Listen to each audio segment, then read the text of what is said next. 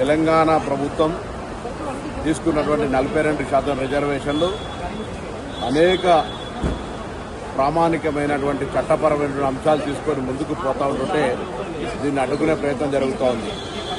మరొకసారి విజ్ఞప్తి చేస్తున్న పిటిషనర్లందరికీ ఇది రాజ్యాంగబద్ధంగా ఉన్న ఎస్సీ ఎస్టీలకు కానీ ఈడబ్ల్యూఎస్ కానీ వేరే ఇతరులకు ఎవరికి నష్టం కలిగించేది కాదు.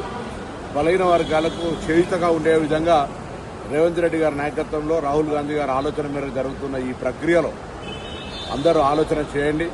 కొంతమంది వ్యక్తిగతంగా రెడ్డి జాగృతి పేరు మీద వేస్తున్నప్పటికీ మిగతా అందరికీ సంబంధం ఉన్నటువంటి మాట కాదు. ఇది గ్రామీణ ప్రాంతాల్లో కల్మషం కలిగేటువంటి పరిస్థితులలో బలహీన వర్గాలకు అండగా ఉండాల్సినటువంటి పెద్దలందరూ కూడా సపోర్టుగా ఉండేటువంటి ప్రయత్నం చేయమని సందర్భంగా విజ్ఞప్తి చేస్తున్నాం. ఇది ఎవరి హక్కును గుంజుకునేది కాదు. ఇది రాజ్యాంగంలో ఎస్సీ ఎస్టీలకు ఉన్న మాదిరిగా బీసీలకు కూడా హక్కు రావాలని కోరుతున్న సందర్భంలో అన్ని రాజకీయ పార్టీలు కూడా ఇందుకు మద్దతు ఇచ్చినాయి.